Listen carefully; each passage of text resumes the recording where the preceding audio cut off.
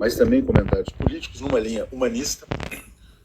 Depois, quando foi um dos primeiros a se levantar contra o bolsonarismo, surgiu do nada uma acusação sobre pedofilia, foi investigado pela polícia, não se encontrou nada a respeito dele, teve a sua vida destruída, né? E ontem, realmente, assim, que tem uma notícia devastadora. Mostra aí o perigo dessas redes sociais, né? E também dessas destruições de reputação. A Natália está aqui. Será que a Natália quer entrar? Deixa eu trazer a Natália, então. A Natália pediu para entrar aqui, ela vai trazer informações. Eu não dormi, eu tô muito abalada com tudo que está acontecendo. O PC era uma pessoa muito, muito especial.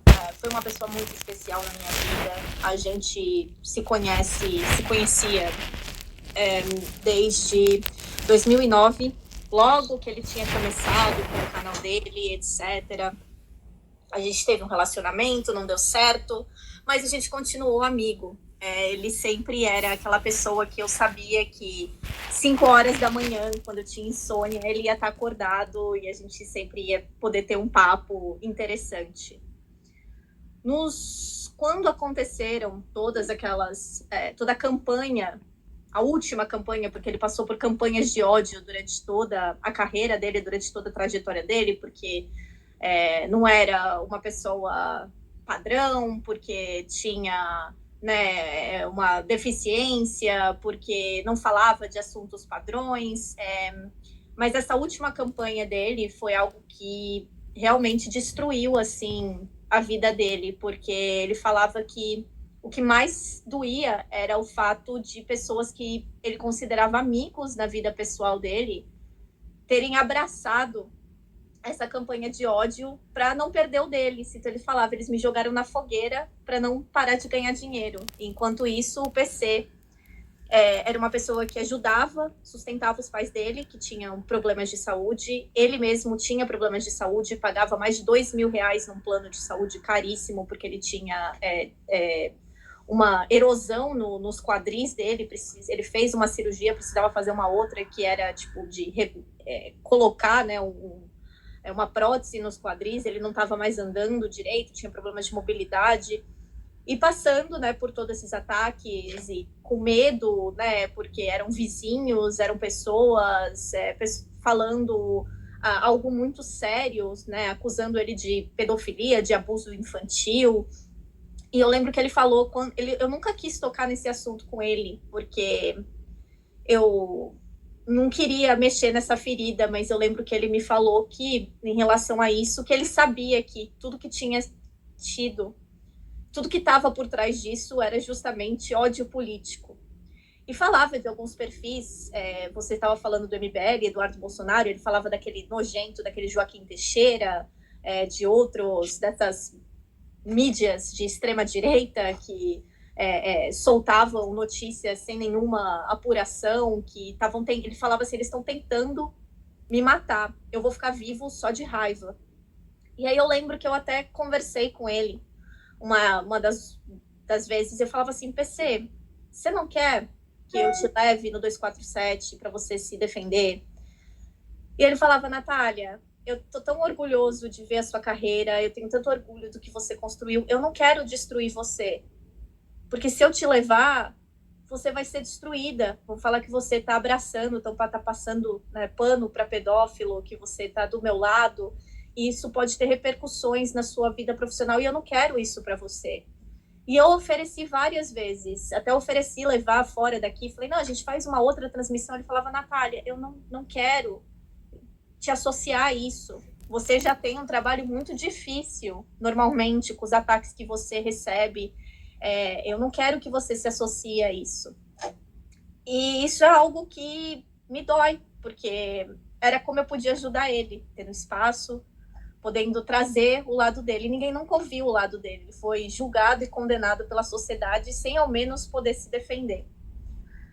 E isso é algo assim que eu nunca vou perdoar as pessoas que fizeram isso com ele, porque ele era uma pessoa, quem o conhecia no íntimo, sabia que ele era uma pessoa extremamente vulnerável, mas era uma pessoa muito boa. Era o tipo de pessoa que ele nunca teve nada, aí ele teve tudo, E ao ter tudo, ele teve a dor de perder tudo que ele nunca pensou que fosse ter. E eu não estou falando somente de questão material, eu estou falando de ser uma pessoa com amigos, ser uma pessoa que todo mundo quer conversar. Ele era uma pessoa que tinha problemas, assim, ele era uma pessoa que tinha uma baixa desenvoltura social durante toda a vida, ele estudou em casa, os pais dele educaram ele em casa, então ele não tinha muito, assim, essas finesses sociais. Então agora ele estava tendo atenção, estava tendo carinho, estava tendo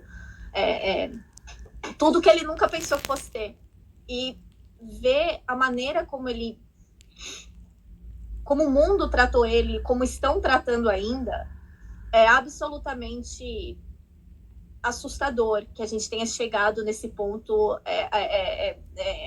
É algo que a gente não podia ter deixado acontecer. E eu falando com outras pessoas, que assim como eu, também tem perfis grandes em rede social, etc., e todo mundo, né, falando, a gente precisa se cuidar, a gente precisa, né, se fortalecer. Hoje é um dia, muita gente, a Laura Sabino me mandou mensagem, a professora Franci Rose, estava conversando com ela até agora, pessoas que sofrem muitos ataques em redes sociais falando para mim, Natália, fica longe de rede social hoje, não lê comentário, não abre nenhuma rede social, porque as pessoas estão lá para te machucar. E as pessoas, eu acho que chegou a um nível, não sei se é de psicopatia, eu não sei se as pessoas não entendem, não sei se as pessoas perderam a humanidade de enxergar que do outro lado existe uma pessoa com família, com amigos, que é amada, que tem uma vida.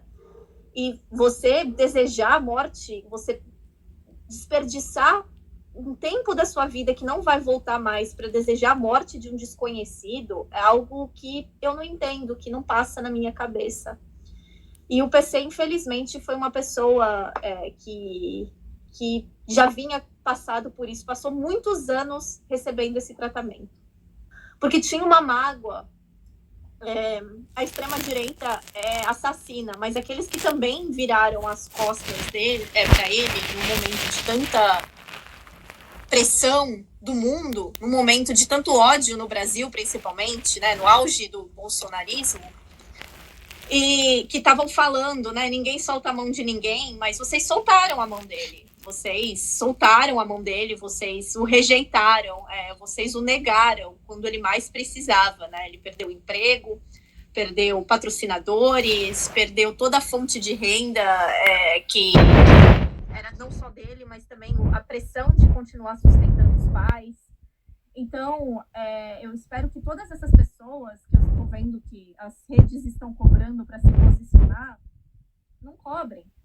Porque essas pessoas, elas vão ter que viver com algo, se elas tiverem, né, algum caráter, se elas tiverem alguma moral, elas vão ter que viver com algo muito mais pesado, que é saber, né, que elas poderiam ter feito algo para ajudar esse amigo no passado. Eu vi a mensagem de final de ano dele, eu estava viajando, estava feliz, estava no museu, estava indo em restaurantes, etc. E aí eu pensei, falei, vou mandar uma mensagem para ele, mas sabe aquela coisa, depois eu mando, depois, e não teve um depois. Então, é só isso que eu deixo aqui para as pessoas, às vezes o depois nunca chega. Então, amem hoje, cuidem hoje, não de todo mundo, cuidem dos seus, e, por favor, não se transformem nessas pessoas que propaguem, que comemoram, né, o suicídio de uma pessoa que estava realmente em muito sofrimento. Eu estava lembrando que aquele vereador do MBL, aquele que de fato era pedófilo, né, e que gravava, explorava sexualmente as pessoas que trabalhavam com ele, namorava, né, abusava de uma menina de escola ainda, que era, né, o delegado, o policial, enfim, que usava armas, né, nas fotos dele, era uma das pessoas que mais ameaçava, inclusive, a integridade física do PC Siqueira. Gabriel alguma coisa. Gabriel Monteiro. Ele ameaçava. Eu lembro de uma vez, de um episódio, que eu até falei com ele, falou assim, PC, você tá vendo advogado nisso? Talvez uma ordem de alguma coisa. Ele falou assim, Natália, eu tenho já tanto processo que eu nem consigo, porque ele tinha postado uma foto com uma arma falando que queria encontrar, né, o PC Siqueira é o que ele ia fazer. Ele falou assim, quero conversar com esse pedófilo, que depois você vê. Ele mesmo, aí não foi fake news, aí tinha muita evidência, tinha testemunha, tinha a pessoa envolvida no caso, a família da pessoa envolvida, e foi uma das pessoas responsáveis por fazer o inferno